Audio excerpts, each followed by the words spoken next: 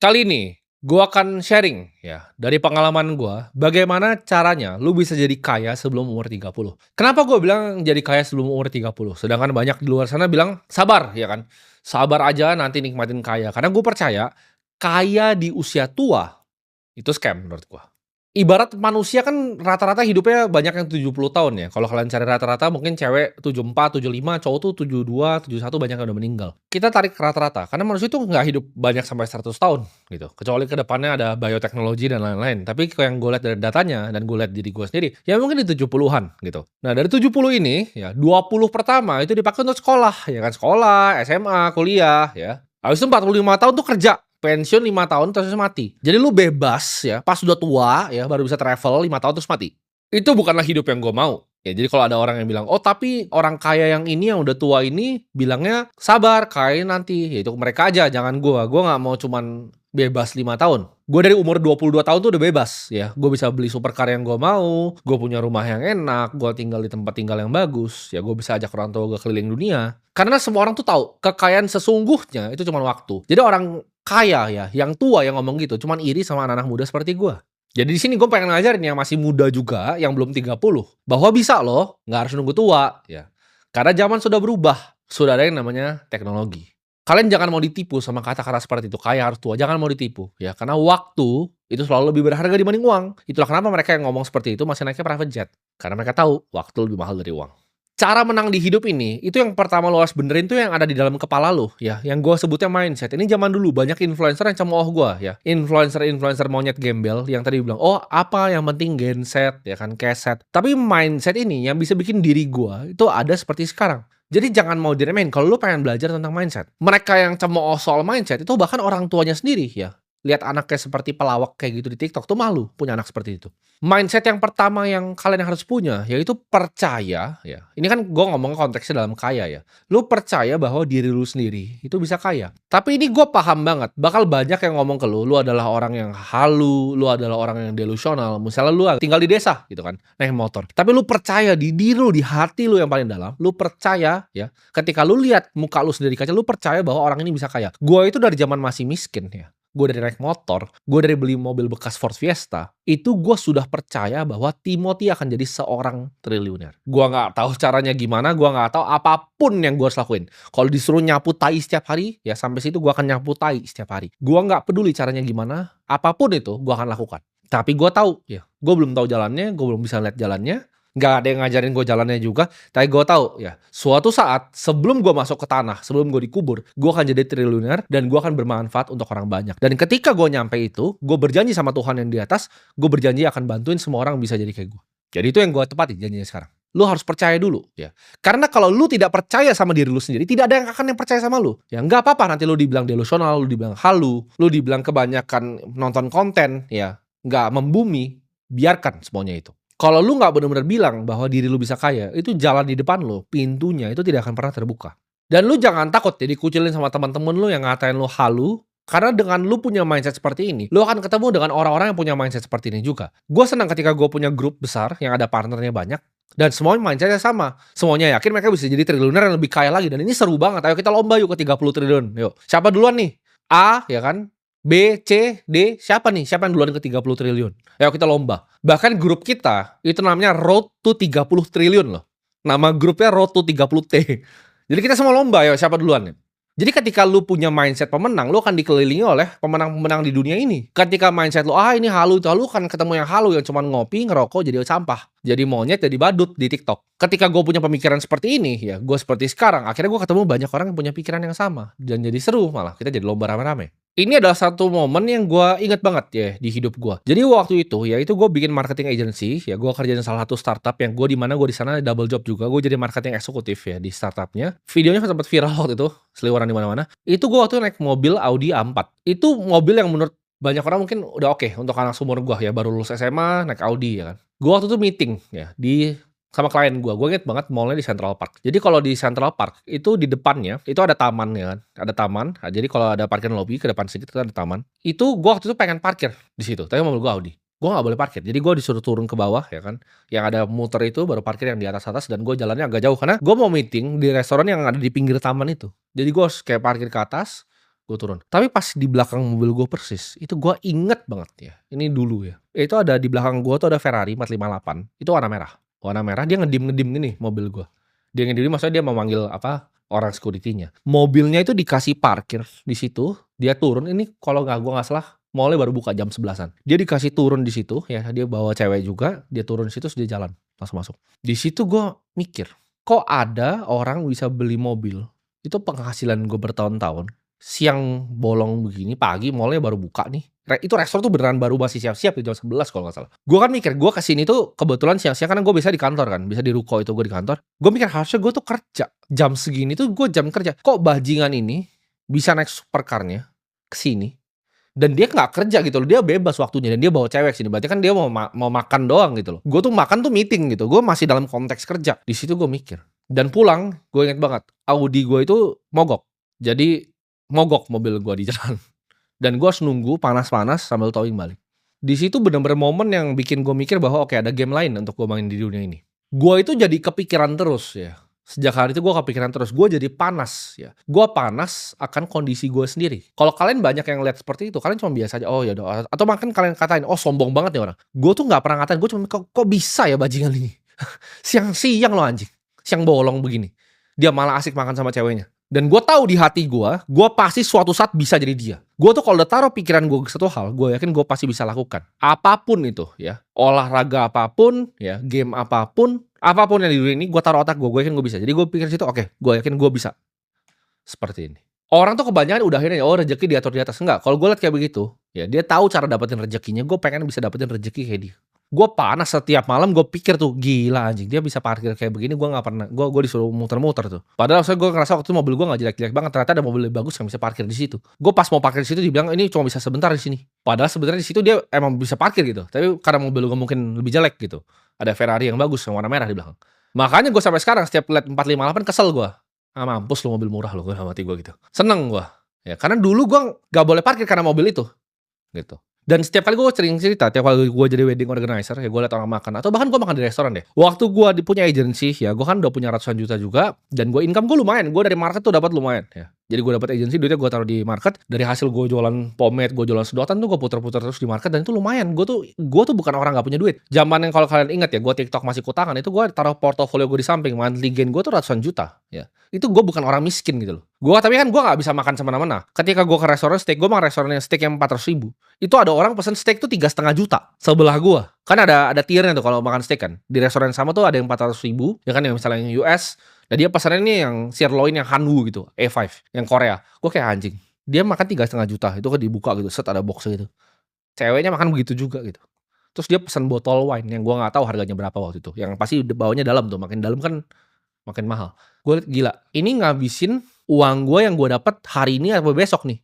Berarti kan itu cuman bagian kecil sekali dari uangnya. Kok bisa ada orang bisa buang-buang duit kayak gini? Gue tuh jadi panas. Tapi banyak orang liat kayak begitu malah benci, iri, dan dengki. Ketika lu liat, oh ada Timothy nih kemarin. Gue cuman bikin Instastory dong kalau gue pulang ke rumah. Oh viral, dia lampunya 2 miliar. Wah ribut orang. Karena lu gak pernah berada di situ gitu loh. Di teman-teman gue itu hal yang sangat biasa aja. Gue liat teman-teman gue pakai jam 8 miliar, jam 10 miliar, 19 miliar juga ada, biasa aja. Semuanya juga punya di circle gue. Tapi untuk orang seperti gue yang waktu pas gue naik Audi gue liat yang kayak gitu, wah gue jadi panas.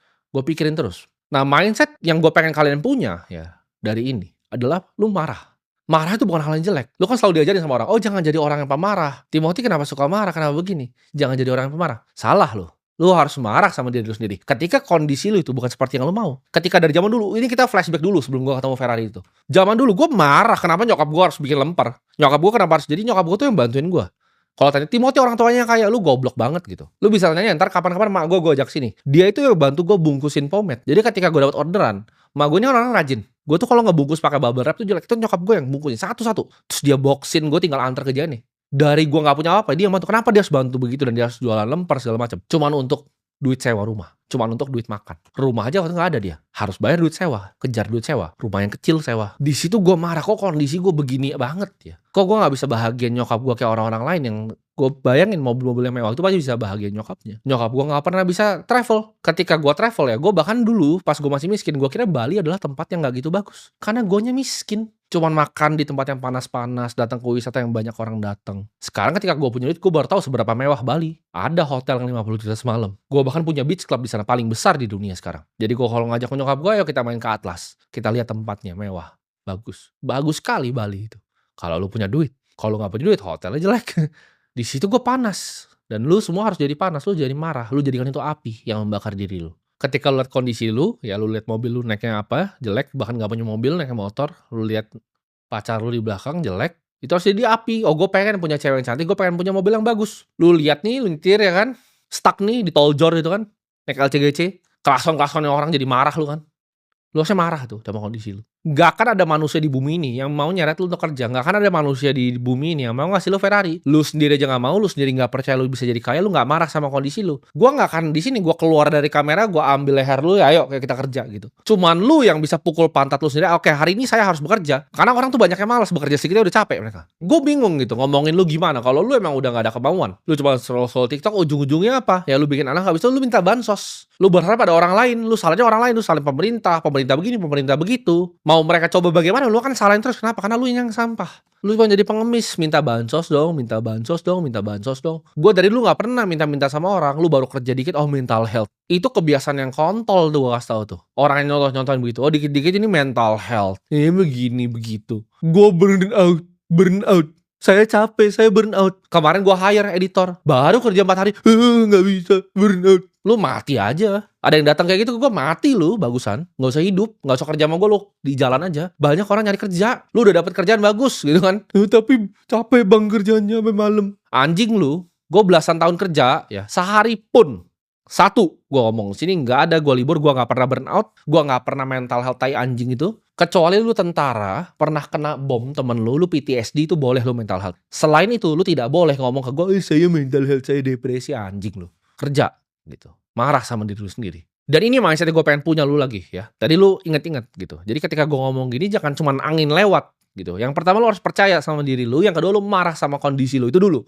Ya itu jadi apinya tuh. Ketika lu ngerti konsepnya, lu paham polanya, lu bisa jadi sukses juga. Karena semua itu cuma di otak. Yang ketiga, biasain apa yang lu ucapkan, itu lu jadiin kenyataan. Ketika gua nih ngomong, saya akan bikin 100 sekolah, itu akan gua jadikan kenyataan. Walaupun gua harus mati untuk lakukan itu. Ketika gua ngomong ke diri gua akan jadi triliuner. Gua akan jadi triliuner. Ketika gua bilang, di SMA gua akan jadi yang paling jago main basket, 1 sekolah. Gua akan latihan sampai kaki gua kalau bisa patah di situ. Gue akan latihan, gue bilang gue akan jadi shooter terbaik, gue akan shoot sampai tangan gue kalau bisa patah. Jadi kalau gue ngomong sesuatu ke diri gue, itu self accountability-nya tinggi. Lu adalah orang-orang yang gak accountable, bilang oke, gue mau sukses. Besok lu udah ngaso lagi scroll TikTok sambil coli. Itu yang bedain gue sama lu. Ketika lu bohongin diri lu terus menerus, oke kemarin saya mau sukses, awal tahun baru, oke tahun ini gue mau bebasin nyokap gue dari kesuksesan. Tapi lu gak ngapa-ngapain sampai sekarang. Lu gak punya self accountability, gak ada itu. Omongan lu tuh sampah gitu. Kayak gue bilang tadi, misal karyawan gue gak pernah ngancem, lu keluar. Gak pernah gue ancem. Orang ya di sekitar gue, itu mau semuanya, mau saudara gue, mau pacar gue, ya, mau karyawan gue, itu semuanya sama. Gue tuh ngomong gak banyak ke mereka. Tapi kalau gue ngomong, mereka tahu gue itu serius. Cewek nih misalnya, saya nggak gini, lu diem atau lu keluar? Simple gue. Ketika out, keluar dari hidup gue gak butuh. Cowok lain ngomong doang gitu. Oh lu jangan begini ya, gue gak mau lagi ya. Tapi dia ceweknya berantem lagi 2 jam sama dia. Kalau gue gak terima tai dari orang. Kalau lu gak mau, out. Sama karyawan gue, lu gak suka kerja sini, out lu anjing. Cari gaji yang sama kayak di sini. Ngemis sampah sana di luar. Dan lihat semua ya karyawan gue, atau misalnya siapa yang pikir bahwa mereka tuh lebih hebat dari gue, keluar semua jadi sampah. Karena memang mentalitasnya orang-orang sampah, gak kuat. Jadi gue tuh ngomong sedikit, tapi gue lakuin. Kalau gue bilang gue mau jadi orang kaya, kalau gue bilang gue mau bikin 100 sekolah, itu kan gue lakukan. Dan lu kalau terbiasa tidak begitu, habis lu nanti. Jadi 3 ya, mindset lu harus punya. Ini core nih, pemikiran utamanya. 1, ya, lu harus selalu ingat bahwa lu harus percaya sama diri lu. Kalau lu gak percaya, gak akan ada yang percaya. Kedua, lu harus marah. Karena kemarahan itu adalah api yang luar biasa. Lu dikecewakan sama orang, marah. Kenapa lu dikecewakan sama orang?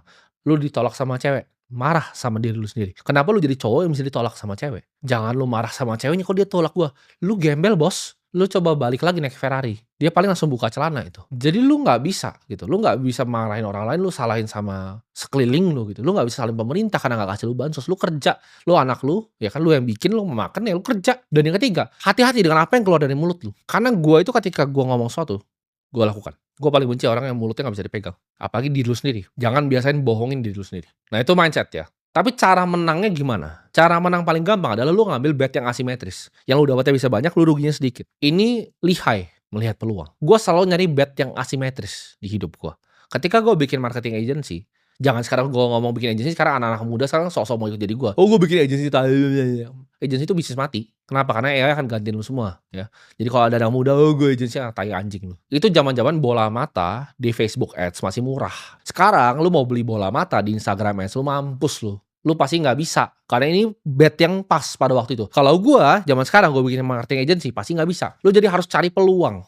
Highlight peluang. Industri mana yang kira-kira gue bisa masuk yang betnya asimetris. Gue kasih contoh. Lu semua udah tahu, oke, artificial intelligence ini bakal gede. Lu nggak cukup pinter untuk coding gitu. Tapi apa nih yang lu bisa kerjain di industrinya? Gue kasih contoh nih. Buat semua yang mau dengerin, gue kasih contoh. Banyak perusahaan yang pengen implementasi AI. Contohnya, gimana caranya pindahin customer service jadi AI? Mereka mau integrasi perusahaannya ke AI. Nah ini bisa ada agency, bisa ada perantarnya. Bisa ada lu di tengah ini. Lu ketemuin antara customer dan solusinya apa. Dan lu jadi yang terbaik di sini, lu pasti jadi orang kaya. Jadi cari bet yang asimetris. Oh tapi gue nggak ngerti, lu udah orang miskin. Orang miskin tuh tidak berhak untuk skeptis. Karena kalau lu nggak berusaha, ngapain? Duit lu tuh udah nggak punya. Lu nggak ada ruginya, bet lu asimetris. Lu cuma punya satu ke nol ya udah hilang. Tapi satu dengan lu berusaha tadi bisa ke 100.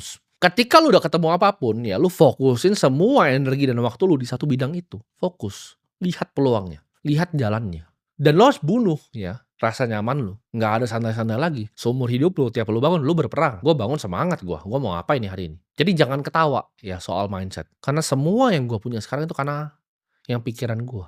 Karena lo bisa lihat, gue itu bukan tipe yang dendam sama orang terus habis itu ngerasa, oh sekarang gue udah di atas dia. Enggak. Balas dendam terbaik gue adalah jadi orang yang luar biasa sukses. Lu bayangin nggak? Orang yang ngata-ngatain gue dari dulu. Sekarang mau kerja sama-sama gue ludahin mukanya.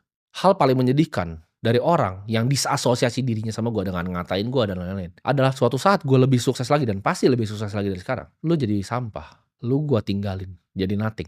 Lu cuma akan jadi sampah seperti serpihan sampah. Ini berlaku di semuanya di hidup gue. Karena hidup lu harus ingat, cuman lu yang bisa kontrol. Dan gue bilang tadi, balas dendam terbaik itu bukan lu sikat orang ya. Gue mau sikat orang sekarang gue bisa gue sikat. Tapi gue pilih untuk enggak. Kenapa?